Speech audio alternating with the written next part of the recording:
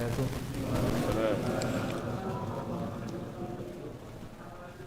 Allah Rabbil Alamin. Salatu wassalamu ala sayyidil awwalin wal akhirin. Sayyidina Ahmad, Sayyidina Muhammad wa ala alihi wal mahdi khalifatihi. Amma ba'du. Bapak, Ibu, Saudara, sahabat Nurul Allah. Mohon maaf kajiannya di weekday ya. Di awal hari kerja. Tapi saya tahu di sini banyak juga yang nggak kerja kan, sudah pensiun ya. Tapi kalau emang serius ngaji ya pasti datang juga. Insya Allah. Kita ini nggak ada namanya waktu kosong. Kalau nggak sibuk dengan dunianya, sibuk dengan akhirat. Amin. Nggak sibuk dengan anaknya, sibuk dengan emak anaknya atau bapak anaknya ya, sama. Insya Allah kita akan mengkaji kita ilmu Allah sekali yaitu Kitabul Hikam, dan ini ditulis oleh Imam Ibnu Athaillah. Beliau ini wafat tahun 39 seperti yang pernah saya hantarkan sebelumnya, dan menjadi salah satu syekh di Al-Azhar ya. Kalau di beberapa majelis Al-Badr yang malam minggu itu sudah mau selesai itu ya. Maka kita mulai saja dari awal ya. Kita mulai dari awal hikmah pertama. Sebelumnya mari kita baca surah Al-Fatihah. Semoga Allah membuka hati pikiran kita semua. Amin. Untuk mencari ilmu Al-Fatihah. Ya.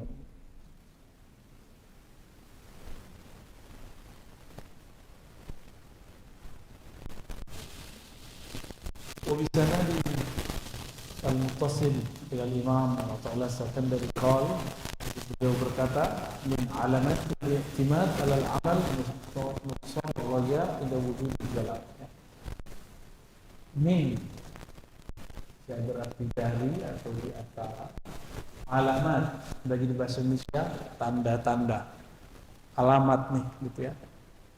Tapi alamat dalam bahasa harian kita artikan tempat tinggal ya, address ya. Tapi alamat dalam bahasa Arab dari kata alam, alam artinya tanda. Kalau alam ciptaan yang merupakan tanda adanya pencipta, itu alam. Rabbul alamin, alam. Tanda-tanda i'timad alal amal. I'timad berarti bergantung. Imannya itu bergantung bukan kepada Allah, tapi bergantung kepada amal. Apa ciri-cirinya? Nuqsanur raja. Nuqsan artinya berkurang. Ar-raja harapan. Inda wujudiz zalal. Ketika terjadi zalal. Apa di zalal? Maksiat. Tergelincir dalam maksiat disebut zalal. Ciri-ciri orang tidak bergantung kepada rahmat Allah, tapi bergantung kepada amalnya. Dia nggak pede ngangkat, nggak percaya diri dalam berdoa jika dia maksiat. Kalau dia zikir dulu, baru yakin. Bagus, bagus. Cuma saya sudah sering bertanya kepada jamaah, Allah saat kita taat, Allah saat kita maksiat sama? Sama. Setelah kita doa, setelah kita zikir, setelah kita melakukan amal soleh, dengan orang yang selesai bermaksiat, Allahnya kan nggak berubah.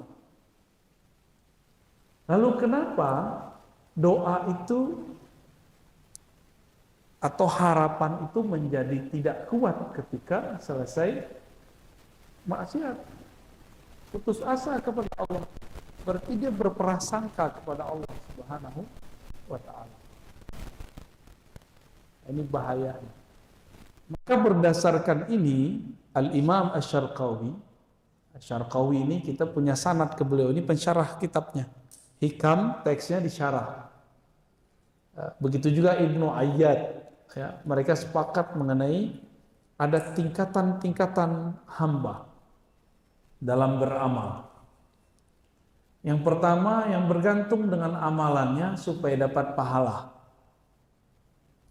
Jadi kalau ada hadis atau ada testimoni dari seseorang, semangat beramal. Kalau nggak ada testimoni, nggak mau beramal. Contohnya, kalau baca Al-Waqiah, rezeki lancar. Bener. Jadi karena ada yang testimoni, kita jadi percaya. Coba kalau nggak ada yang testimoni, masih percaya nggak? Nah itu masalahnya. Bapak ini datang ke Kiai, Pak Kiai, saya ini ada hajat, anak saya mau masuk ini. Apa yang harus saya buat Kiai? Kata Kiai, puasa 7 hari. Loh apa hubungannya? Takdirnya kan sudah ada. Dia mau puasa nggak puasa sama aja. Ya. Jadi kita ini sering terlalu bergantung kepada amal, tapi tidak bergantung kepada rahmat Allah Subhanahu wa taala. Orang-orang ini kalau disampaikan kepadanya mengenai pahala-pahala, rahasia-rahasia, senangnya bukan main.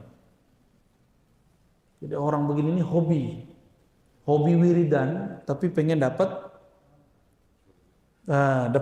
pahala-pahala. Ustadz banyak level ini, Pak.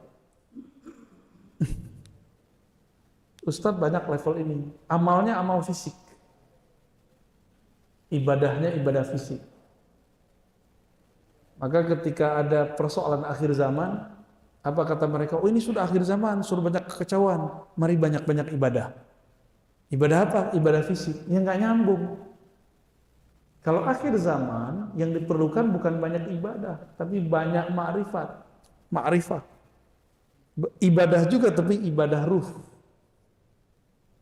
Karena banyak hari ini, orang-orang yang rajin tahajud, rajin puasa, rajin sedekah, takut dengan corona. Benar nggak? Dan itu untuk apa dia sholat kalau masih takut sama corona? Kita hati-hati boleh, takut nggak boleh. Bisa bedain nggak? Kita sih hati-hati, cuma nggak boleh takut. Ntar gimana? Ini was-was. Lo buang aja sholat yang kemarin itu. Pertanyaannya diulang lagi, emang Tuhan kita, Allah sebelum corona sama sekarang sama nggak? Sama. Takdir Bapak berubah nggak? Meninggalnya kapan? Kan nggak berubah. Mau ada corona nggak ada corona nggak ngaruh, Pak. Meninggal ya meninggal. Orang kalau sudah paham begini, diancam orang nggak takut. Kenapa? Dia sudah tahu ajalnya di tangan Allah Subhanahu wa taala. Nggak ada perasaan-perasaan was-was. Jadi was-was itu muncul karena kurang berbaik sangka kepada Allah Subhanahu wa taala. Ini level pertama nih. Ini kalau disebut di kitab tuh level ubad. Ahli ibadah tapi tidak berilmu. Ahli ibadah tapi tidak mengenal yang disembah. Jadi orang begini, dia berpikir ibadahnya bisa beli surga. Gimana Pak? Orang-orang begini nganggep ibadah dia selama ini bisa menyelamatkan dia. Maka saya kaget sekali ketika ada seorang pendakwah ngancem-ngancem aparat, terus bilang, saya sudah dakwah sekian tahun, saya sudah ibadah sekian tahun. Macam-macam kalian nama saya. Loh apa urusannya mau diibadah berapa ribu tahun tidak ada urusan. Kalau kita tersinggung gak usah bawa-bawa ibadah kita, itu gugur Pak langsung. Kalaupun dia sudah ibadah 1000 tahun gugur dia ngomong begitu. Saya tunggu di dalam kubur. Lah apa urusannya? Ini hati-hati nih begini-ginian ya. Hati-hati Pak yang begini-ginian. Ibadah kita yang gak khusyuk itu dibanggain. Lucu gak? Khusyuk gak Pak sholat isya tadi? Kusut ya. Baik. Jadi ini ahli ibadah, rajin ibadah karena ada testimoni. Ibarat orang kerja, jika ada lemburan dapat tunjangan, dia mau lembur. Jiwanya mental karyawan. Jadi ini ahli ibadah mental karyawan. Paham maksudnya? Coba, udah lembur, tunjangan nggak turun, ngeluh nggak? Besok masih mau lembur nggak? Nah ini nasibnya orang ini. Dapat testimoni dari orang, baca waqiah ya, ente biar rezeki lancar. Dibaca sama dia. Udah 7 hari, nggak ada efek. Rezeki masih gitu-gitu aja. Udah 9 hari, terus udah mau 40 hari. Padahal baru dibukanya 40 hari. Udah 38 hari, nggak ada juga, udahlah berhenti aja. Padahal 2 hari lagi Pak. Rumusnya begitu, 40 hari. Contoh, ini contoh Pak. Contoh kalau mau mengambil perhatian Allah Subhanahu wa ta'ala. Allah ini kan suka diambil perhatiannya.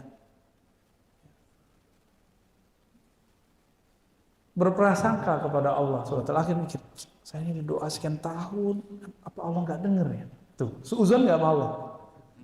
Ya kan? Nah, orang suuzon begini, Allah tuh nggak suka sama dia Pak. Cuekin aja sama Allah. Kalau nggak suka sama orang begitu. Ini ahli ibadah mental apa? Mental pegawai. Ya mau pegawai swasta sama aja. Kalau nggak ada fee-nya nggak datang. Kira-kira begitu. Lo ustadz juga banyak begitu Pak. Nggak ada fee-nya, fee dikit nggak mau dakwah. Sama juga, begitu juga. Jadi ada dai mental pegawai, ada Pak. Wah, pikir dikit nggak usah. Siapa sih nggak senang sama duit? Tapi apakah duit itu kebahagiaan kita? Kan enggak. Ya kita sih butuh, tapi kebutuhan kita kepada Allah lebih. Ya. Orang kalau dekat kepada Allah, rezeki kan di tangan Allah. Kalau dekat sama Allah baru terbersih, Allah kasih. Itu sering terjadi kepada orang-orang yang mengenal Allah Subhanahu wa ta'ala. Yang membersihkan sesuatu ke kolbu, Allah juga. Benar. Kan Allah juga yang bersihin. Tapi itu terbersih di kolbu, bukan di sini Pak, bedain. Kalau terbersihnya di sini, Allah nggak akan kasih, tapi terbersihnya di sini, Allah kasih itu langsung. Baik, jadi ada hamba-hamba yang beramal mentalnya apa? Mental pegawai. Kalau pahalanya besar dia kejar, kalau nggak besar dia nggak kejar. Ada pegawai tapi dablek tuh nggak dablek Pak. Ini contoh nih di masjid ini ada soalnya, ya. Saya nggak tahu siapa orangnya. Nabi bersabda, satu bab ilmu yang engkau pelajari afdal min mi'ati raka'ah, daripada 100 rakaat. Di Ibnu Majah disebutkan juga 1000 rakaat. Terbitlah matahari, dia baru dengar kajian dari ustaz. Kalau sholat syuruk sama dengan haji dan umroh, tamah, sempurna. Dia kan nggak tahu ini maksudnya haji umroh sunat, bukan wajib. Satu bab ilmu sama umroh gedean mana? Ilmu. Tapi karena semangat ingin dapat, jadi nafsu bukan semangat, nafsu ingin dapat pahalanya, nggak tepat. Orang lagi dapat pahala 1000 rakaat, dia tinggal untuk ngejar 2 rakaat. Begitu nggak? ya selamat. Nah, banyak orang begitu banyak. Ilmu ini mengajarkan kepada Allah yang disembah. Sholat 2 rakaat belum tentu khusyuk kepada yang disembah. Tinggian ilmu. Paham di situ ya? Jadi kalau di sini, ini kan kajian tiap Sabtu Minggu ada ya? Kalau Ustadz lagi jelasin, suruh tahan dulu lah. Jangan sholat pakai nafsu. Sholat itu pakai ilmu. Gitu ya. Ntar kalau ada lagi tegur kalau perlu. Selesai dulu dia sholat. Nanti ajak ngobrol. Ente kalau dapat pahala 100 rakaat sama 2 rakaat pilih mana? 100 dong. Nah, baru kita ngobrol. Tahu nggak gitu ya? Sesekali dicandain aja Pak ya. Ya mungkin ini kan nggak hadir semua nih. Ntar begitu lagi. Di bawah masjid masih begitu kita dibilangin ya. Padahal dia dengerin kita ceramah. Lagi sholat kita ulangin biar dia nggak khusyuk sholat. Dikerjain Pak. Yang kedua, tingkatan kedua orang dalam beramal itu tingkatan muridin. Muridin itu apa? Orang yang punya keinginan yang luhur tapi belum sampai kepada puncaknya. Itu muridin, murid. Apa keinginan orang ini? Jadi Bapak ini kalau pertanyaannya sudah begini, Ustadz, bagaimana cara khusyuk? Nah, itu berarti sudah masuk ke level ini. Tapi kalau pertanyaannya, Ustadz, ini gimana hukumnya? Kalau begini boleh nggak? Nah, itu berarti level 1 tuh. Ini pahalanya apa gitu? Ya, itu berarti level 1 tuh. Tapi kalau sudah level 2, Ustadz, kalau saya apa yang membuat saya bisa mengenal Allah? Apa yang membuat saya bisa hidup tenang? Oh, berarti orangnya sudah mulai makhluk ruhani. Orang ini sudah mulai disebut makhluk yang ruhani. Dia sudah mulai mengenal nilai hidupnya bukan hanya materi, tapi sudah mulai imateri. Bapak kerja, berangkat pagi, pulang sore, bahkan pulang malam. Rumah bagus, mobil bagus, tapi waktu bersama istri, kita pulang, istri sudah tidur. Kita berangkat, istri pun belum bangun. Kayak gitu bahagia nggak? Bahkan pulang itu cuma sesekali. Seminggu itu paling cuma sehari 2 hari. Bahagia nggak begitu? Nah kalau dia sudah mulai mencari kebahagiaan, dia pasti kemudian mikir-mikir gimana caranya untuk supaya tidak begini. Duit udah banyak, rambut mulai beruban, badan mulai rentan, badan mulai sakit-sakitan. Belum menikmati sudah kena corona, mati Pak. Jadi mulailah nikmati hidup. Ya. Jangan pelit, tabungannya itu dipakailah untuk makan. Itulah rezeki kita. Dibawa keluarga makan. Mulai berbagi dengan orang sekitar. Rezeki Bapak itu bukan yang Bapak simpan di dalam bank itu loh. Itu belum tentu rezeki kita tuh. Percaya sama saya. Bisa jadi habis ini mati kan? Itu bukan buat kita. Belum tentu juga buat istri kita, belum tentu juga buat anak kita, karena diambil orang. Jadi yang kita simpan tumpuk belum tentu buat kita. Meskipun kita ngerasa aman. Enggak juga ya. Katanya dulu coba kalau saya punya tabungan 20 juta, nanti saya bagi-bagi deh. Sekarang bukan 20, udah 200 juta. Enggak juga dibagi-bagi. Coba kalau nanti 2M. Enggak juga. Emang begitu manusia. Emang selalu begitu Pak. Tapi orang ini sudah mulai mencari kebahagiaan. Jika dia orang yang dididik oleh seorang syekh, maka akan dia cepat meninggalkan fase ini. Tapi kalau enggak, sibuk mencari itu. Ada yang dia berguru tapi gurunya kurang pas. Akhirnya yang dicari adalah pengalaman spiritual, kasyaf. Bisa ngeliat jin, bisa ngelihat aura-aura cahaya. Wah, ini banyak juga yang terjebak di sini. Bisa baca-baca isi hati orang, gitu kan? Ada yang terjebak di situ, Pak. Ini muridin. Orang yang disebut muridin. Ini indikator-indikatornya di situ. Nah, mulai ngecek energi. Wah, ini Ustaz ini energinya besar. Mau ngecek energi, Pak. Sama listrik aja tuh pegang setrum jelas.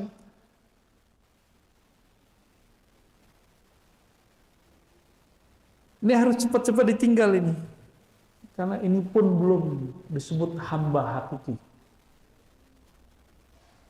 Ya, harus naik ke atasnya lagi. Apa itu? Arifin. Orang-orang yang arif. Apa arti arif dalam bahasa Arab? Arif berarti orang-orang yang kenal kepada Allah. Orang-orang kenal beda sama tahu loh Pak ya. Bapak tahu Luhut? Tahu kenal nggak? Betul. Bapak kenal Joe Biden nggak? Kenal. Tahu doang, kenal mah enggak ya.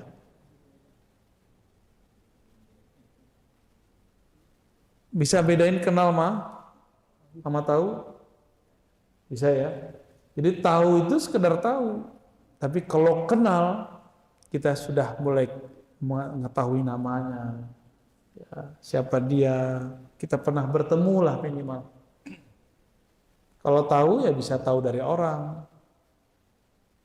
Kalau kenal itu babnya sudah hakul yakin. Babnya sudah apa? Hakul yakin. Kalau tahu baru ilmul yakin. Udah pernah lihat Luhut belum? Anggap aja udah ya. Namanya ainul yakin. Baru lihat. Kalau hakul yakin itu kenal. Bahasa Arabnya ma'rifat. Orangnya disebut arifin. Orang-orang yang arif. Kalau saya sudah kenal Allah,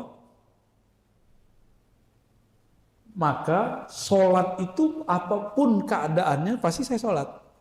Itu. Kalau kita sudah kenal Allah, maka kita tahu apa yang kita miliki di badan ini atau harta itu bukan punya kita. Karena Allah mengatakan lillahi ma fis samawati wal ardh. Milik Allah lah apa yang di langit, apa yang di bumi. Bumi tubuh kita ini. Ini punya Allah semua Pak. Ini harta saya tidak memiliki tubuh saya sendiri. Bapak nggak nguli coba. Bapak udah ubanan Pak ya? Ya? Udah. Pernah bisa nahan nggak? Bisa nahan uban nggak? Nggak bisa. Nggak bisa. Bapak udah berapa Pak umurnya? Wah mantap Pak. Mulai keriput Pak ya? Serius loh Pak ya? Bisa nahan nggak? Kenapa kita nggak bisa nahan? Sunnatullah, bagus. Ini milik Allah, bukan milik saya. Maka Imam Junaid mengatakan mumpung masih ada hayat, terutama pemuda yang masih muda, banyak-banyaklah mengenal Allah. Banyak-banyak ilmu mengenal Allah. Banyak-banyak ilmu mengenal sifat-sifat Allah, nama-nama Allah Subhanahu wa ta'ala. Sehingga kalau tua, badan sudah nggak sanggup ibadah banyak, tapi kan batinnya sudah dekat. Jadi keliru Pak, saya mau banyak-banyak sholat nih pas pensiun, nggak kuat. Saya yang muda begini aja nggak kuat. Terus Bapak kuat sholat banyak-banyak seperti Imam Abu Hanifah. Sholat dari ba'da isya sampai subuh. Ada yang bisa kuat? Gak ada yang kuat. Imam Ahmad bin Hanbal, murid Imam Syafi'i, sehari itu ibadahnya 300 rakaat. 300 rakaat. Dia kenal kepada Allah. Imam Ahmad itu sudah sering mimpi ketemu Allah. Apa kata Imam Ahmad? Aku bertanya kepada Allah, bagaimana cara mendekatkan diri kepada Engkau ya Rabb? Allah mengatakan, bikalami, bacalah kalamku. Imam Ahmad nanya lagi, ini baca faham atau baca nggak faham? Faham tidak faham, bacalah kalamku, engkau akan mendekat kepadaku. Begitu. Dalam mimpi ini, dan itu ditulis dalam kisah beliau di Manaqib Imam Ahmad rahmatullah alaih. Maka beliau supaya kenangan mimpi bertemu Allah itu terulang, beliau sholat 300 rakaat. Sedari muda Pak. Pas umurnya sudah tua, kakinya sudah nggak kuat, 150 rakaat. Kalau dua rakaat 150, 75 sholat Pak. Gimana tuh kira-kira? Bid'ah nggak tuh? Kata sebelah bid'ah Pak. Imam Ahmad ahli bid'ah dong ya. Kelompok arifin ini menyembah Allah karena Allah berhak disembah, bukan karena ingin dapat pahala, bukan karena pengen masuk surga atau takut neraka, tapi karena ingin mendekat kepada yang punya surga dan neraka itu. Beda nggak? Surga dunia adalah kebahagiaan, ketenangan, khusyuk. Neraka dunia itu perasaan yang tidak nyaman. Perasaan tidak bahagia itu neraka dunia itu Pak. Gimana? Udah sering dapat neraka dunia belum? Kok nggak nyaman? Apa yang salah ini? Itu udah dapat neraka tuh, neraka yang didahulukan. Karena jauh dari nama Allah Subhanahu wa taala. Jadi bagi mereka arifin, neraka itu nggak usah jauh-jauh, kamu tinggalkan nama Allah. Tidak ada nama Allah engkau sebut dalam dirimu, neraka sudah. Neraka dunia Pak.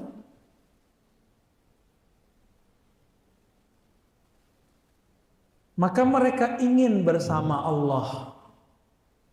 Jadi nyembah Allah itu bagi mereka nggak cari bahagia, bukan menghindari galau. Sholat bagi orang-orang yang kenal Allah, mau galau, mau bahagia, mau khusyuk, mau kusut, bagi dia sholat aja. Dia tidak mencari lagi. Yang penting aku bersama Allah Subhanahu wa ta'ala. Beda ya. Maka orang begini nggak butuh curhat-curhat ke siapapun. Dicurhatnya hanya kepada Allah, selesai.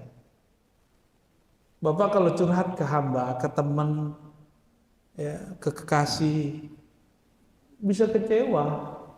Apalagi ke Ustadz sok sibuk. Emang gak ada waktu. Hatta dia sama dirinya dia gak punya waktu kalau Ustadz itu. Dia mau alim, dia ngajar orang. Maka mulailah berdialog dengan Allah. Perbanyak istikharah, sholat hajat. Itu cara kita curhat kepada Allah Subhanahu wa ta'ala. Udah tahu cara curhat kepada Allah. Lagi sujud atau habis sholat. Habis sholat 2 rakaat. Kita ngobrol kepada Allah. Allah dekat bukan? Di mana Allah? Dekatnya gimana? Tadi saya nanya Pak, nggak bisa nahan uban kan? Berarti uban itu kalau tanya ke dokter, nutrisi yang biasa dikasih ke rambut yang hitam itu nggak dikasih lagi. Benar? Berarti nur hayat yang Allah tiup, yang Allah pancarkan ke dalam tubuh ini mulai berkurang. Mulai berkurang Pak. Apa artinya? Kalau kita membaca la ilaha illallah wahdahu la syarikalah lahul mulku walhamdu yuhyi wa yumit.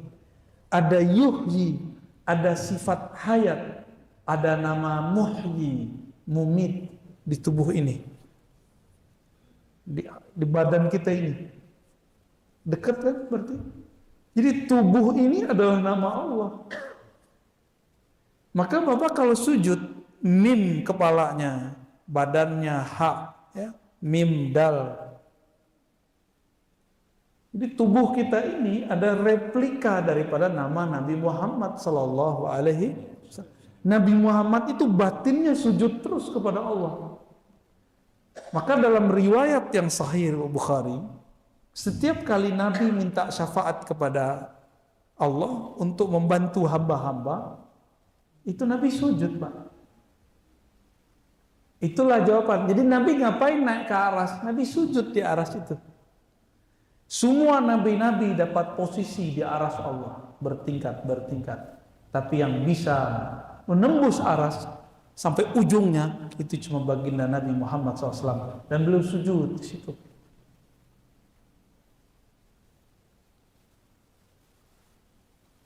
Itulah Nabi Shallallahu Alaihi Wasallam. Berarti Nabi naik ke aras bukan nemuin Allah. Allah bisa ditemuin di mana-mana. Jadi Allah itu ditemuin Nabi dalam keadaan sujud, nggak begini-gini, Pak. Kita kan ngira Nabi itu ketemu Allah berhadap-hadapan. Emang kafe aras? Enggak. Nabi kalau ketemu Allah sujud. Maka Nabi mengatakan aqrabu ma bainal 'abdi wa rabbih fis sujud. Sedekat-dekat hamba kepada Allah itu di dalam sujudnya. Sujud kita itu. Kalau Allah di atas, seharusnya pas berdiri dong dekatnya. Jadi yang di lantai 2 tuh, waktu lebih dekat kepada Allah tuh, Pak. Itu kata imam sebelah. Orang yang sholat di atas gunung lebih dekat kepada Allah daripada di bawah gunung, kata dia begitu. Ya salam ya. Kalau gitu kita cari pesawat tiket nemuin Allah, Pak. Pakai pesawat ya.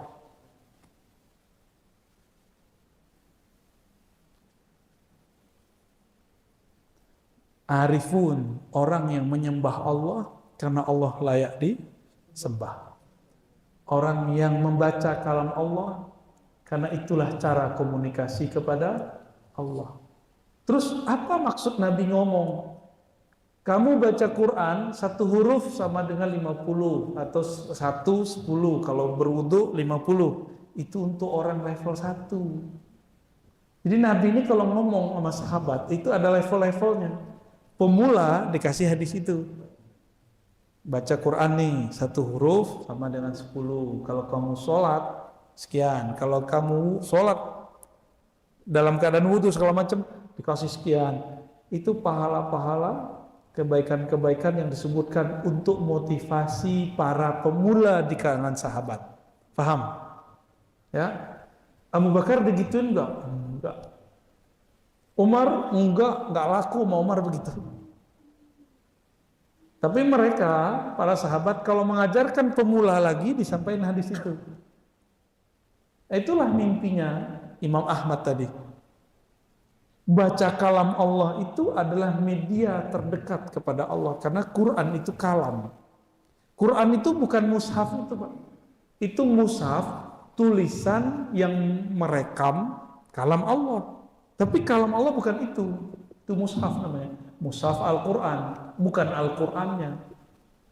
Karena dia merekam, maka kita wajib menghormatinya. Itu adalah kertas dan tinta-tinta. Benar gak? Sayyidina Utsman ketika selesai menyalin, ada 6 mushaf. Maka beliau memerintahkan, bakar semua mushaf selain mushaf saya. Apakah Umar Utsman termasuk penista agama? Enggak. Jadi Bapak kalau Quran udah tua, udah lecek gitu ya, daripada kebuang-buang, robek-robek, keinjek-injek, kan dosa. Lebih baik dibakar. Lebih baik niat membakarnya apa? Supaya tidak jatuh bukan pada tempatnya. Itu kejadian sama dengan guru yang bakar bendera la ilaha. Tinggal ditanya, niat ente apa bakar ini? Niat dia apa masalahnya? Kalau niatnya membakar bendera kelompok yang sudah dilarang, itu sah. Tapi kalau niat dia menghina la ilaha illallah, baru di situ munafik atau kafir. Bisa bedain. Ya, itu tergantung niatnya. Ya. Maka niat inilah yang Allah pandang. Cuma karena gorengan politiknya kenceng, maklum ya. Politik ini kan bisa digoreng-goreng ya. Kayak gorengan aja Pak ya. Baik. Kelompok pertama, puncaknya surga neraka. Maka kelompok pertama ini, jika dia jadi ustadz atau jadi orang harokah pergerakan, ini biasanya jadi panitia surga neraka Pak. Orangnya suka neraka-nerakain orang tuh kalau ketemu maksiat. Hatta beda faham aja neraka gitu. Beda faham, neraka ente. Itu kelompok pertama tuh. Tapi apakah dia sholatnya nyaman? Enggak. Orang begini kalau sholat tuh enggak. Gelisah. Dia sholat tuh sibuk dengan kiri kanannya. Sibuk dengan orang di depannya. Sibuk jadi juri. Nunggu imamnya kapan salah. Ya salah. Ya, orang-orang begini nih kasihan. Walaupun dia secara keilmuan hafiz Quran, secara keilmuan mungkin tamatan mana gitu ya. Yang cerdas kan baru otaknya, kolbunya belum. Ya, kolbunya belum. Kelompok kedua, dia sudah mulai bagus secara rohani, secara nafsiyah sebenarnya. Jiwanya sudah mulai tertata, sering puasa, sering tahajud, udah mulai sensitif, tapi masih senang dengan ilmu. Jadi salah arah. Dikira kalau bisa baca isi hati orang, baca aura orang, bisa ngelihat sosok-sosok di sekitar orang, oh berarti itu udah hebat. Enggak, masih ada tembus di atasnya lagi. Arifin. Maka saya minta kepada Allah dari dulu cuma Allahumma arifni at-tariq ilaik. Ya Allah, tolong ajariku jalan mengenal Engkau. Itu yang saya minta dari dulu. Ya muqallibal qulub, wahai yang bolak-balik hati. Sabit qalbi ala dinika wa ta'atik. Din itu ma'rifat artinya. Tetapkan hatiku dalam dinmu, yaitu mengenalmu. Wa ta'atik, sehingga aku taat kepada Engkau. Jadi kenapa kita masih durhaka kepada Allah? Karena kita nggak kenal Allah, itu aja masalahnya. Ya. Kita ini durhaka karena nggak kenal Dia. Bapak kalau kenal Dia berani durhaka nggak? Nggak usah jauh-jauh deh. Ada orang mulia duduk Pak di depan. Bapak berani lewat ke depannya? Nggak berani lalu lalang. Kalau mengenal adab, ya.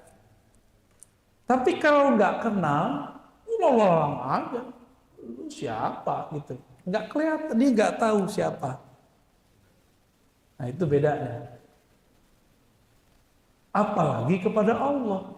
Kalau orang sudah tahu kenal Allah, Allah di Mekah, Allah di sini sama? Sama. Ya sama ya. Allah di kamar, sama Allah di masjid sama nggak? Berani nggak maksiat di kamar? Nggak usah deh. Berani nggak maksiat di masjid? Nggak berani. Terus kenapa berani maksiat di kamar? Karena kurang kenal kepada Allah. Sederhana tuh. Ya. Tapi adakah orang maksiat karena lupa, lalai? Nah itu beda lagi babnya. Berarti Allah buat dia lalai sejenak. Nah, itu beda bab. Maka ada pertanyaan kepada Imam Junaid. Mungkinkah wali Allah melakukan perbuatan maksiat? Apa jawaban beliau? Itu takdir ketetapan Allah. Bahwa selain Nabi pasti maksiat. Selain Nabi pasti pernah maksiat. Jadi Bapak ini ngelihat saya bukan Nabi Pak. Pasti saya pernah maksiat.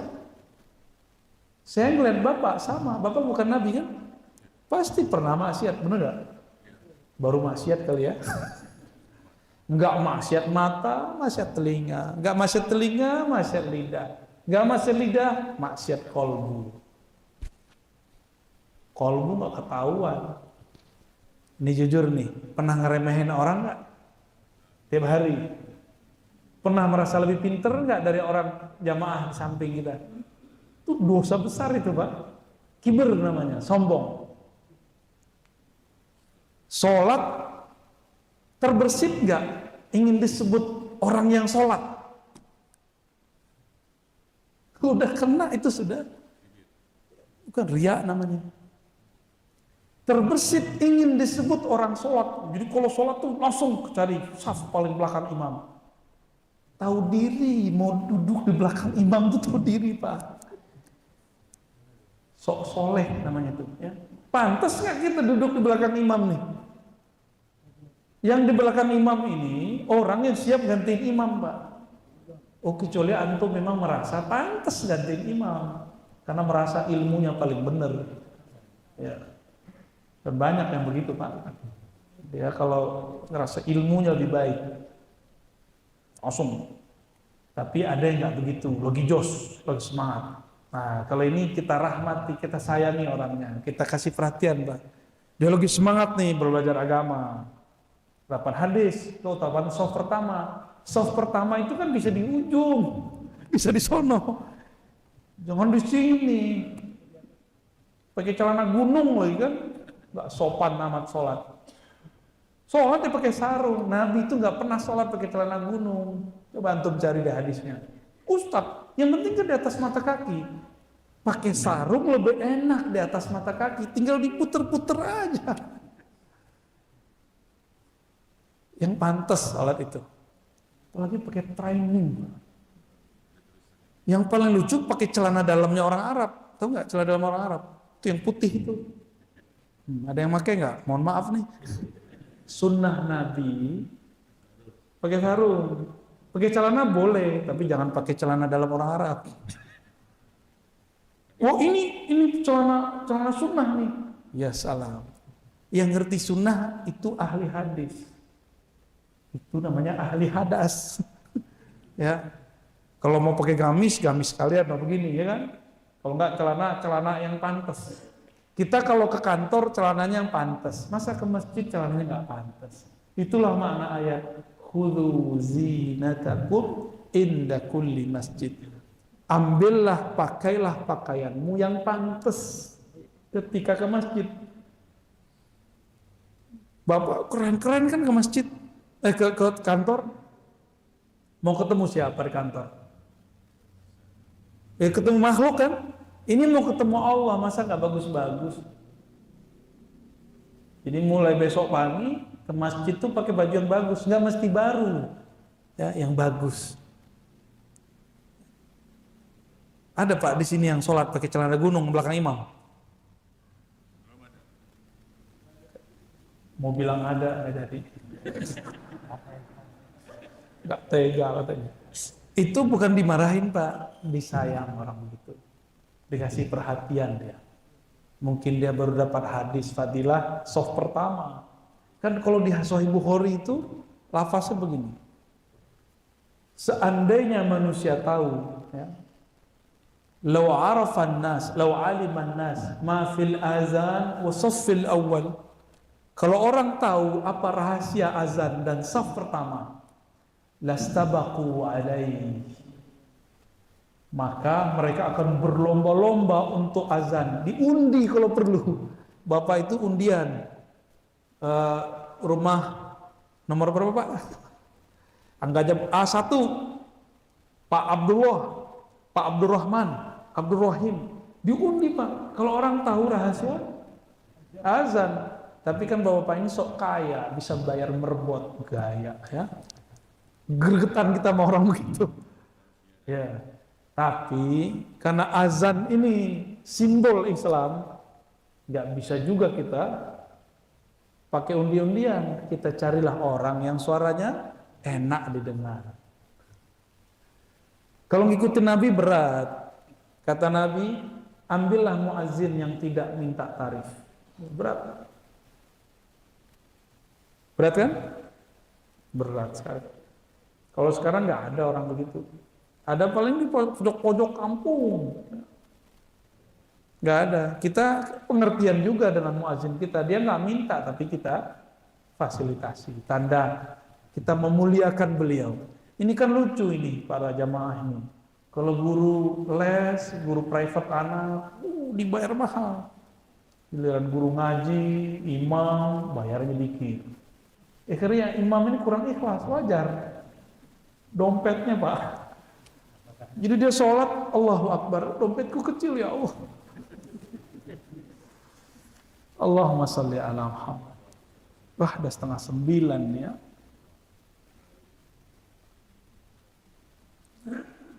Kalau di kitab, nah ini kitab ini kan ditulis berdasarkan pemahaman pensyarah. Kalau kita di level 1, maka banyak-banyaklah riyadhah dan zikir. Ini versi beliau. Ini versi beliau ya. Karena versi Ar-Razi adalah kitab. Jika kita di level 2, mau banyak lagi riyadhah, mujahadah, banyakin puasa, zikir. Tapi kalau saya bilang gitu, ntar Bapak kabur semua. Ustaz, gimana caranya supaya hati ini bening? Saya kasih zikir, Pak amal ini sehari 11.000, 40 hari. Kabur paling. Ya, pasti nggak mau ngaji lagi. Berat ngaji sama Ustaz itu. Ini beliau nulis sesuai dengan zamannya. Di zaman itu orang rajin-rajin zikir, Pak. Kalau sekarang, ya udahlah. Bapak mungkin tidak kita ajak zikir, tapi mari kita mengenal siapa yang dizikirkan.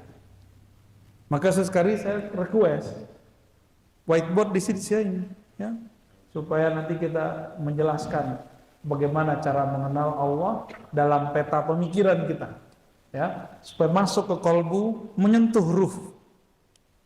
Biar pulang itu ada bekalnya. Karena pertanyaan di alam kubur kan man rabbuka, nggak lebih dari itu. Siapa Robmu? Nggak ditanya Bapak istrinya berapa, kan nggak ditanya. Sholat tahajudnya berapa, nggak ditanya. Nggak ada pertanyaan begitu. Baik. Jadi ada 3 tingkatan, masih ingat? 1 tingkatan obat. Artinya apa? Al-ibadah yang bermental pegawai, tambah tunjangan pahala, tambah rajin beramal. Kalau yang kedua, muridin, orang murid. Apa yang dicari? Kebahagiaan, khusyuk, kesaktian. Ini banyak nih yang berhenti di sini. Ini bukan tasawuf, ini kebatinan. Kalau cari kesaktian, ya, mirip-mirip, zikirnya sama-sama hizib bahar. Satu ingin mengingat Allah, satu ingin sakti. Sama-sama hizib bahar. Sama-sama baca ratibul haddad. Satu ingin berzikir mengenal Allah, satu ingin memagar diri. Beda tuh. Sama-sama baca la ilaha illallah, satu ingin mengenal yang disebut, mengenang yang disebut, satunya ingin tahan daripada COVID. Mirip kan? Kalau nggak ingin berlindung dari COVID, dia nggak zikir. Kalau yang terakhir, arifin, mau senang, susah, dia tetap ingat Allah. Mau dia taat, mau dia maksiat, dia tetap kembali kepada Allah.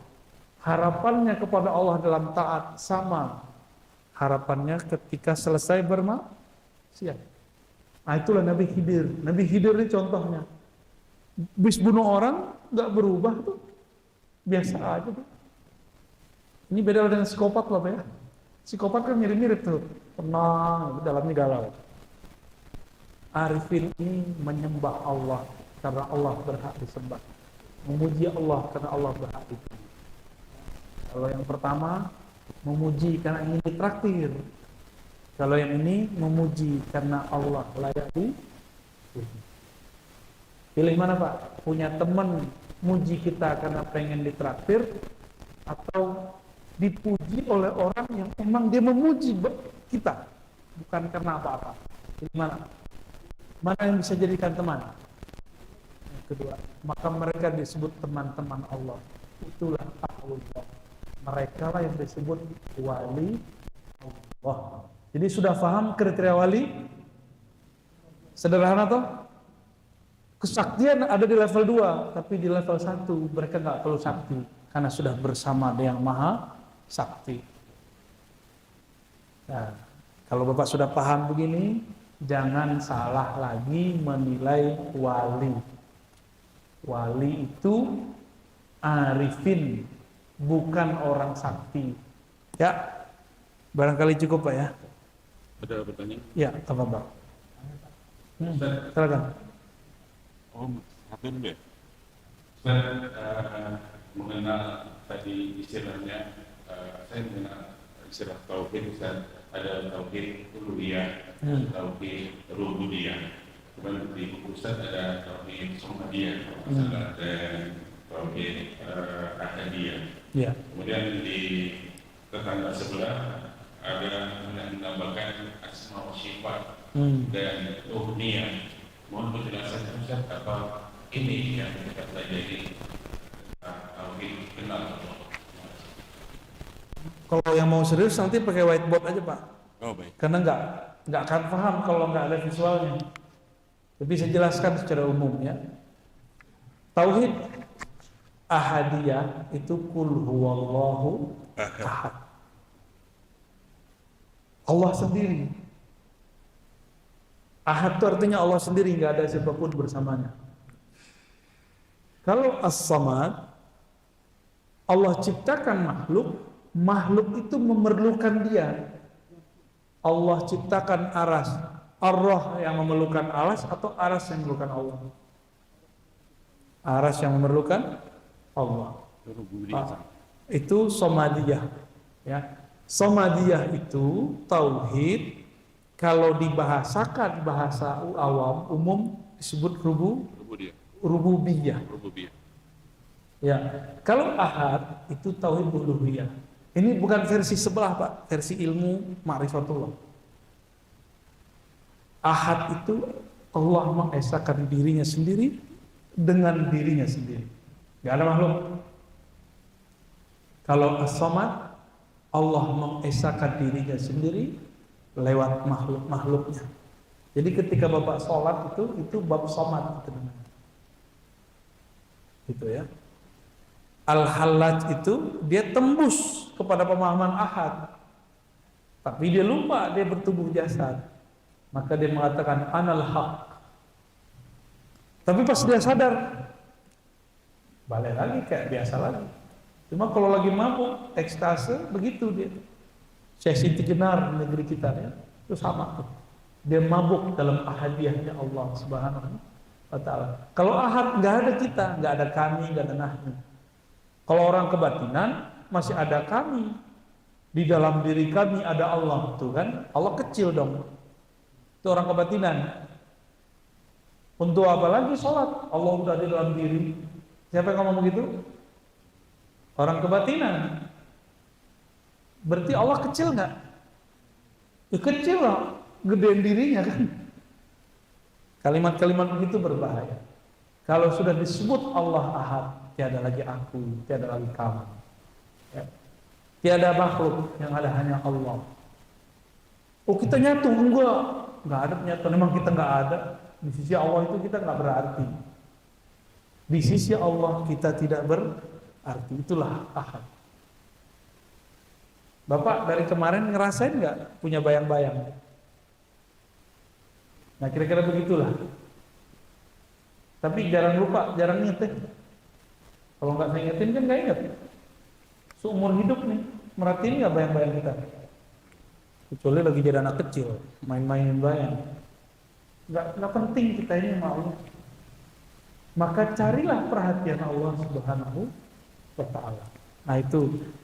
Kalau yang sebelah itu nanti kita jelaskan Pak, perbedaan uluhiyah, rububiyah versi kita dengan mereka. Ada perbedaan mencolok. Jauh beda. Ya. Silakan. Assalamualaikum warahmatullahi wabarakatuh. Boleh nggak kita gunakan standar pada amal itu sebagai trigger pelajaran? Boleh. Amal itu cuma untuk latihan. Disebut riyadhah. Karena tubuh ini butuh latihan, kita berlatih. Tapi jangan bergantung kepada latihan ini. Ini saya kasih tahu Bapak Ibu yang terhormat. Jika kita bergantung kepada amalan, Bapak sudah semakin tambah umurnya, berarti semakin sedikit dong amalnya. Terus harapannya berkurang dong. Kan begitu jadinya. Kalau kepada Allah itu kayak karyawan, semakin tua Bapak Ibu ini, semakin renta, semakin gak kuat ke masjid, semakin gak kuat berdiri lama, semakin gak kuat zikir duduk lama, bentar udah kesemutan. Ya. Maka bagaimana caranya? Kita harus mengenal bahwa Allah itu gak butuh sholat kita. Kita yang butuh sholat kita. Yang Allah perlukan dari kita cuma satu aja, bukan perlu juga ya. Allah itu ngelirik, apa yang dilirik oleh Allah? Kolbu. Itu dilirik Pak, kolbunya dari tadi dilirik Allah itu. Kolbunya arahnya kemana nih? Ingat dia atau ingat selainnya? Untuk men-trigger kolbu boleh pakai amal zahir. Nah itu baru. Nah, thoriqah dalam ilmu rohani gunanya untuk sampai ke sana. Makanya para ulama kita, Abu Yazid bilang, kalau murid-muridku, murid-murid ini melihat kami yang sekarang, mereka bisa zindik. Karena wali-wali itu udah gak banyak zikir Pak, udah biasa aja. Tapi kalau murid-murid ingin mengenal kami, kenalilah kami sebelum kami seperti ini. Bagaimana mereka dulu menjaga jamaahnya, sholatnya, wudhunya dijaga nggak pernah putus, qomat kamit nih nggak pernah berhenti, nggak pernah ngomongin orang, berat tuh. Sebelum mereka menjadi kekasih-kekasih Allah itu. Nah, ini kan Bapak ini terlalu dekat sama ulama, ketika udah jadi ulama nggak ngeliat gimana dia baca, dia belajar ya kan? Ya, tafadhal.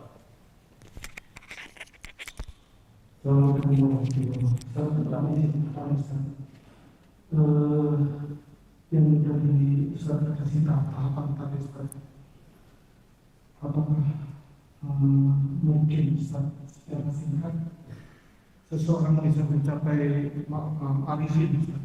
Tidak melewati tahap tadi.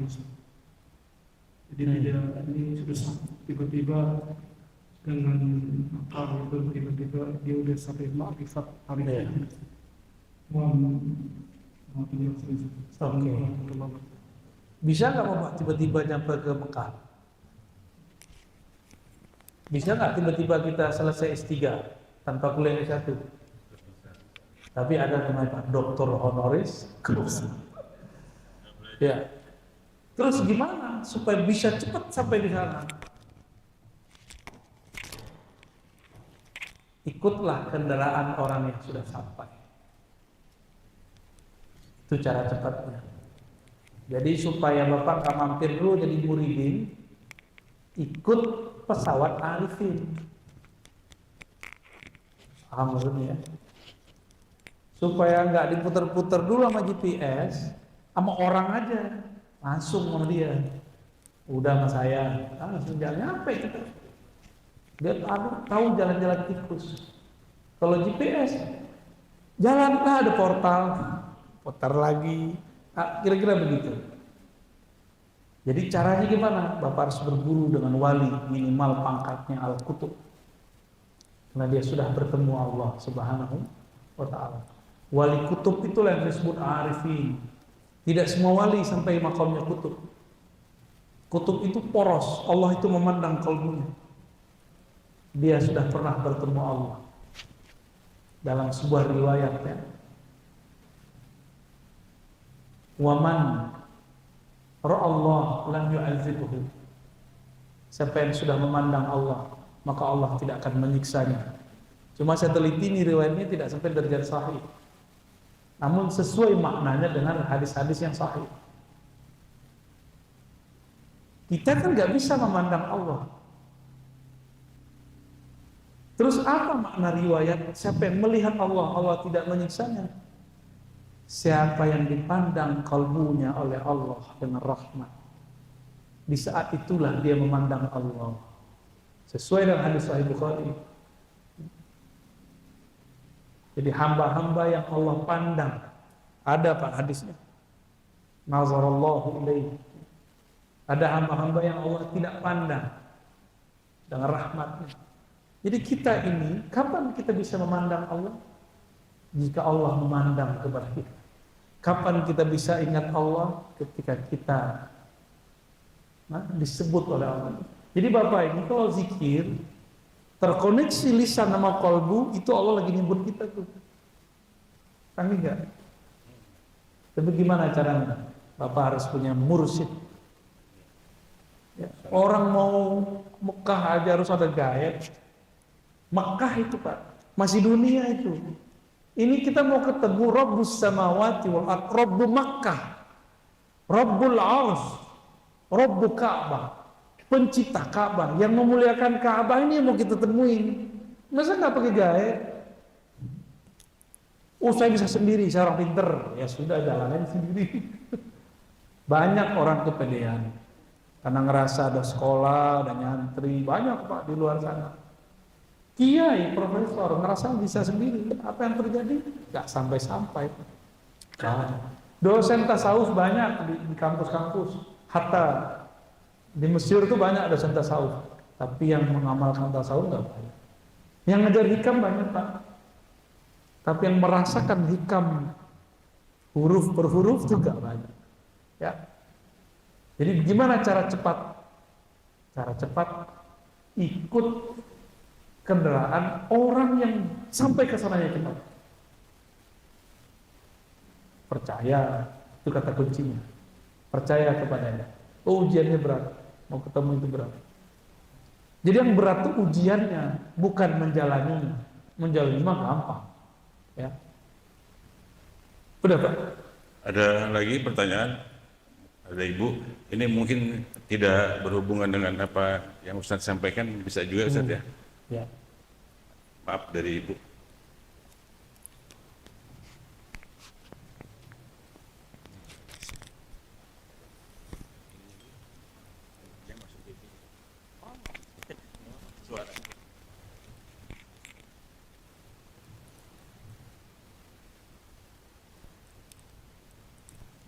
Assalamualaikum warahmatullahi wabarakatuh.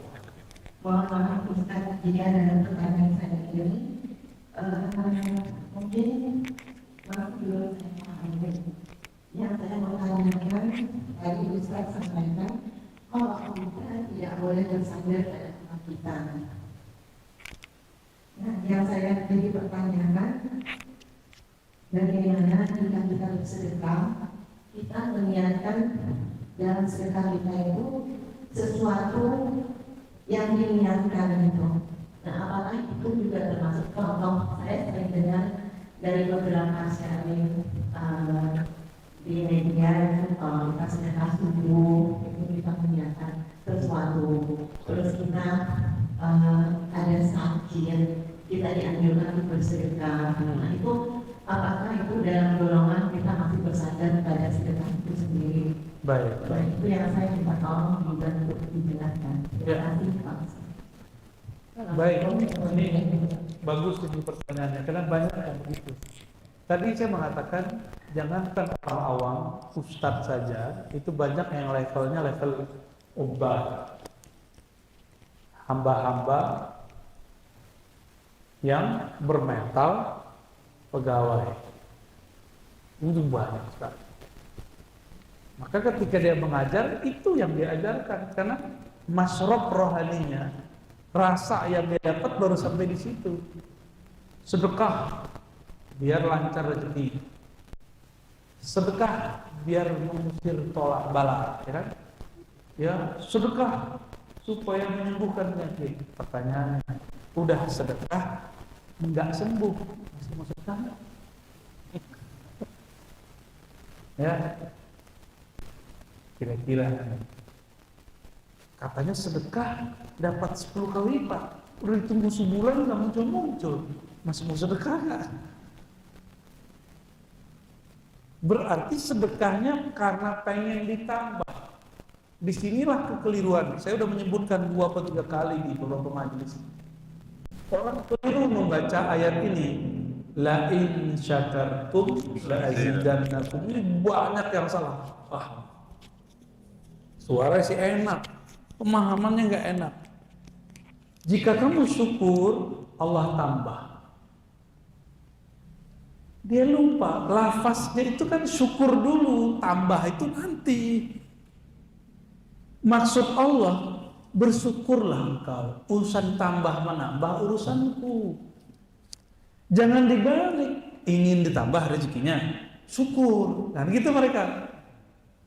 Kan begitu kan diajarin, mau nambah rezekinya, syukur. Ya salah. Allah mendahulukan kata syukur, bukan mendahulukan kata tambah. Allah mendahulukan kata syukur, bukan mendahulukan tunjangannya. La in syakartum, bersyukurlah kepada Allah. Sadarilah bahwa Allah itu banyak jasa kepadamu. Kalau saya menerjemahkan la in syakartum itu, sadarilah bahwa dia banyak memberi kepadamu. Kalau engkau sadar, maka akan terbayang semua, tersingkaplah dalam pikiranmu semua, ternyata Allah banyak memberikanmu. Maka sedikit satu tetes pun terasa banyak. La azidannakum, itu maknanya. Baru nanti orang tambah semangat bekerja. Ya Allah, order banyak kok yang Allah kasih. Kok masih aja nantang Allah tuh ya. Kan kita nantang Allah kan, kayak mau bisa bayar Allah gitu. Paham ayatnya? Kayaknya masih ada yang rekan-rekan nih. Saya ulangi, ayatnya mendahulukan kata syukur. Kamu sadari nikmatku, syukuri, itu syukur. Urusan tambah menambah aku yang urus. Gitu maksudnya. Syukur aja. Syukur itu ma'rifatul mun'im, ma'rifatul ni'am. Ada 2, masih ingat? Saya pernah ngomong di sini, Pak. Ya. Syukur itu 2. Kelompok 1 dan 2 yang tadi, dia bersyukur karena ada nikmat. Kalau nggak ada, nggak syukur. Kalau bertambah nikmat, bertambah syukur. Ini kelompok 1 dan 2. Kalau kelompok yang ketiga, mau ada nikmat, gak ada nikmat, tetap syukur. Karena ada nggak ada itu ternyata hijab di sini. Allah itu memberi detik per detik. Cuma pikiran yang suuzon kepada Allah, kita mengira nikmat lagi nggak ada. Bener? Ya. Kita yang suuzon sama Allah. Kita berprasangka kepada Allah kalau nikmat lagi kurang, lagi seratnya Ustaz, bener serat beneran ntar. Maka gak usah ngeluh-ngeluh depan orang. La isyakartum tuh gini, kalau ada nih orang, kita kan takut dimintain. Terus oh pandemi lagi susah, supaya nggak dimintain, nggak dipinjam, orang nggak minta pinjaman, kan begitu maksudnya. Siap-siap dalam waktu 3 hari antum akan mengalami kesusahan yang tidak ada habisnya. Saya udah ketemu Pak banyak orang begitu. Jadi kalau ada nih orang minta sama kita, jangan nunggu diminta lebih hidir. Ini kan momennya, lagi di jalan ada yang minta, jangan-jangan lebih hidir nih, kasih ya. Emang kalau bukan lebih hidir nggak ngasih? Begitu. Emang kalau bukan malaikat nggak ngasih kita? Di Quran itu nggak ada ayatnya ngasih Nabi Khidir itu nggak ada. Nabi Khidir nggak butuh duit kok. Terus yang ada apa? Berilah orang-orang yang fakir, miskin, keluarga-keluarga dekat, itu yang ada. Jadi Bapak kalau mau menyadari Khidir, berilah orang-orang yang dekat. Bahkan orang udah minta aja nggak dikasih. Nunggu mau ngasih Nabi Khidir, ya salam. Paham di situ ya? Ya, maka kita harus naik ke level yang tinggi, ma'rifatul mun'im, mengenal yang memberi. Kalau Bapak saya sudah kenal siapa yang memberi, sedikit pun terasa besar. Sedikit nih terasa besar. Cuma kalau belum kenal, wah ada tikus Pak. Ikut kajian. Curut. Mau ikut ngaji dia. Ya. Ya, sudah. Ada lagi Bapak Ibu? Udah jam 9. Ustaz masih ada acara? Ya. Masih ada acara lagi? Oh enggak. Bebas, Pak. Satu lagi Pak, Boleh. hubungan dengan pertanyaan Jironi tadi Pak. Bentar. Allah itu keluar bakat ya. Ini memang agak pertanyaannya agak ini sedikit. Jadi seolah Allah itu memerlukan untuk ekstensinya itu dia memerlukan diciptakan umat untuk menyembah dia. Loh, kok begitu? Ya kan apakah kalau tidak diciptakan umat itu Allah tidak menjadi Allah, tidak ada menyembah dia. Bahaya ini. Itu kayaknya. Oh, bahaya di mana? Bagus. Ini pertanyaan orang pintar begini. Ada ayat Wallahu ghaniyun 'anil 'alamin. Allah itu enggak butuh alam. Bapaknya alam kan. Ibadah itu muncul dari alam bukan? Allah enggak butuh. Makanya dalam hadis yang sahih, yang panjang, kemudian ditaruh sebagai 42 hadis pokok dalam beragama oleh Imam Nawawi, dimasukin hadis itu. Ya, arba'in. Seandainya semua makhluk taat kepada Allah, tidak menambah kekayaan Allah. Yang nambah kaya kita. Seandainya semua makhluk itu maksiat kepada Allah, kufur kepada Allah, tidak akan mengurangi kekuasaan Allah. Terus untuk apa Allah menciptakan kita? Suka-suka Allah. Makanya dalam kalam-kalam qudsiyah ilham para ulama ditemukan. Jadi para ulama kita itu mereka dapat ilham bahwa Allah itu waktu menjelaskan ayat-ayat Al-Quran muncullah ilham itu. Salah satu ilham yang mereka dapat, Allah berfirman, kuntu kanzan makhfiyan. Aku ini perbendaharaan yang tersembunyi. Perbendaharaan yang kanzan, sesuatu yang unik tapi tersembunyi.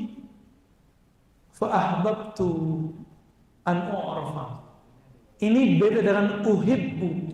Ini ahbabtu. Beda loh Pak. Kalau uhibbu Allah butuh. Tuh digodain curut kan Pak.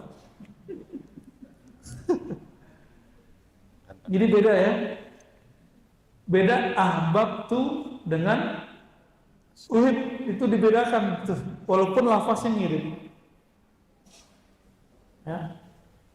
Lalu aku suka-suka, kira-kira begitu. Kalau terjemahan saya lah ya. Walaupun mungkin terjemahan ustadz lain beda sama saya. Lalu aku suka-suka lah. Ya, iseng-iseng lah kira-kira begitu.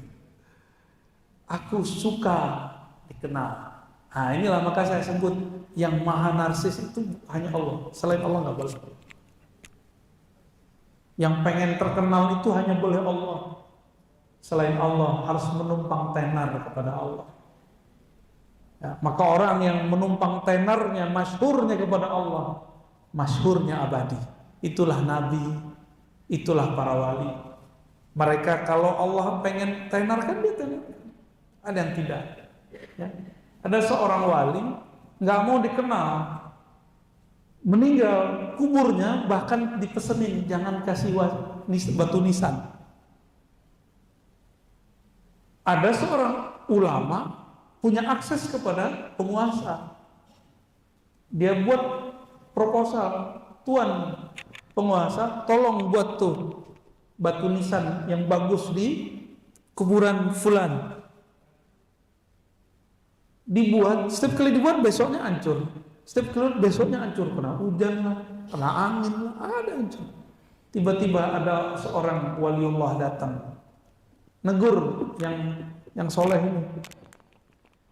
Siang di dalam kubur ingin tersembunyi, kenapa engkau ingin membuatnya terkenal? Tuh ada yang begitu Pak. Maka kita terserah Allah aja lah. Allah maunya apa kita kasih. Suka-suka Allah. Aku ingin dikenal. Fa khalaqtul khalqa. Maka aku ciptakanlah makhluk. Apa kalimat berikutnya? Fa arafuni bi. Lalu mereka hanya bisa kenal aku bi. Bi itu bisa artinya bi sababiyah, karena aku mengenalkan diriku, bukan karena dia menyembahku. Makanya saya dari awal udah sering mengatakan, lebih penting menyembah yang dikenal atau ibadah dulu. Mengenal dulu baru ibadah. Tapi kalau dalam kurikulum neraka surga lain, ente gak sholat, ente neraka. Gak begitu Pak. Ajak dulu orang itu kenal Allah, baru kita ajarkan sholat. Jadi kalau di masjid ini ada gerakan mu'alaf, ada nggak Pak? Ada. Nah, ini mu'alafnya kan macam-macam juga. Ada yang pengen dapat fulus, ya kan? Ada yang dapat mampus. Baru kemarin Sabtu ada. Ada ya. Harus ada pembinaannya Pak. Ya. Harus ada pembinaan mengenalkan dia kepada Allah. Kalau enggak fulus itu duitnya, itu Tuhan dia. Banyak. Nah, ada udah 5 kali muter-muter di masjid yang sama jadi mualaf. Ya. Pengurusnya nggak ngerti karena dia datangnya sekali 3 tahun. Baik. Ada Paham lagi? ya? Bapak Ibu. Oh Pak Zamdadi. Ya. Masih bisa Ustaz ya? Ya. Apa-apa. Assalamualaikum warahmatullahi wabarakatuh. Berkaitan dengan pertanyaan ibu tadi Pak, apa yang bisa sebab tadi mengenai sedekah. Misalnya suatu sholat di masjid, kalau nggak salah, masjid ini juga pernah mengadakan Jumat berkah supaya memakmurkan masjid, sehingga jamaah banyak yang datang dan hadir. Ini juga ada subuh berkah. Jadi kita memberikan sesuatu kepada jamaah agar mereka bisa sholat di musola itu, bisa sholat di masjid tersebut. Apakah ini mungkin bagaimana Pak Ustaz? Karena yang kita lakukan, ternyata ini antusias daripada jamaah asal bisa bertambah jamaahnya, terutama subuh berkah. Nah, dan sumbangan yang dari jamaah lain juga ada perhatian, dia akan menyumbangkan hartanya untuk subuh berkah itu, untuk para jemaah yang hadir untuk sholat subuh berjamaah. Oke. Pertanyaan saya Pak, bagaimana hukumnya kira-kira ini kan? Apakah ini bisa kita lakukan terus-menerus di sholat tersebut? Terima kasih Pak Ustaz. Wassalamualaikum warahmatullahi wabarakatuh. Assalamualaikum. Perlu digarisbawahi, kajian ini bukan untuk Bapak malas-malasan ibadah, ya. Jadi tidak bergantung kepada amal, bukan meninggalkan amal. Bedain ya. Tolong digarisbawahi, jangan salah paham. Jumat berkah, subuh berkah itu bukan bagian dari ini, tapi bagian dari trik Bapak berdakwah. Ya, trik berdakwah. Namun orang yang hadir mungkin dia terkena masalah ini. Dia datang karena ada makanan atau ada pembagian sembako. Untuk tahap awal boleh. Karena dia baru bab obat. Kenapa ke masjid? Apa namanya Pak masjidnya? Nikmah. An-Nikmah. Emang banyak nikmat di sana. Ya.